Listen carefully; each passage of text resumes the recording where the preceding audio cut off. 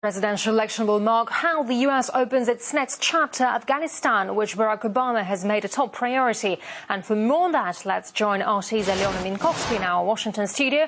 Hello to you, Alyona. Hi. Well, yes, the polls have closed in Afghanistan on their second democratic election, but it did not go down without violence and bloodshed as promised by the Taliban.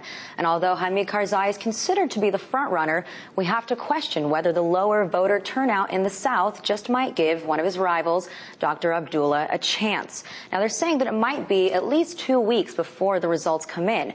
And so while people are waiting, we have to question how the circumstances really affected this election day. Here to discuss it with me is Tony Blankley, author and columnist for the Washington Times.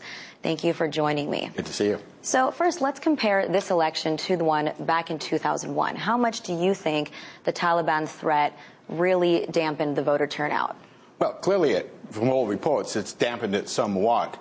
I think the larger question is, will the election be seen as credible by the Afghanis as the 2004 election was?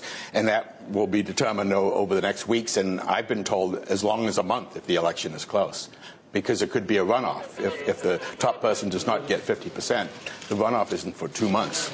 Absolutely. What do you think the chances are that because of the lower turnout in the South that Dr. Abdullah might actually have a chance at beating Hamid Karzai? I don't think that no one thinks he could beat him now. I mean, the question is, can he keep Karzai under 50%, in which case you get into a runoff and there might be a chance.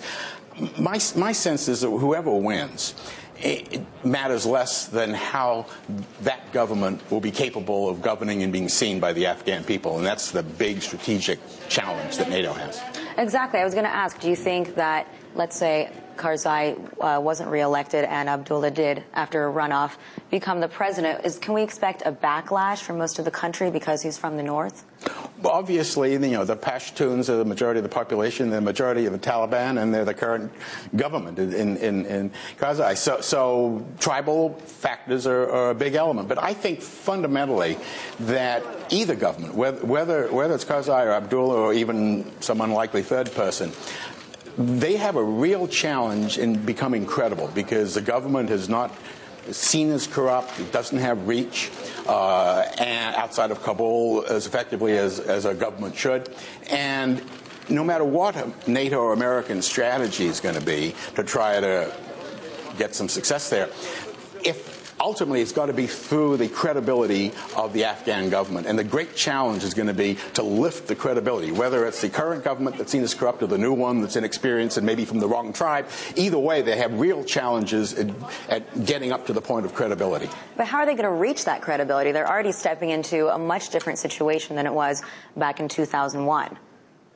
Well, yeah, if I knew the answer for that, I'd be over there giving them advice. I think that there's a combination of having some kind of security control, or bringing security danger down to a satisfactory level for the public given the circumstances, and then the other is to slowly stop the perception of corruption, begin to see that the government is doing what governments ought to do. That requires a lot of civic work, economic work as well.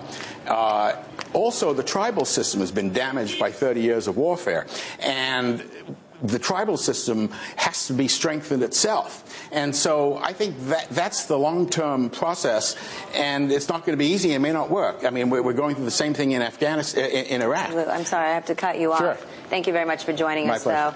And we will continue to discuss these elections in Afghanistan the next hour. But back to you in Moscow, Yulia.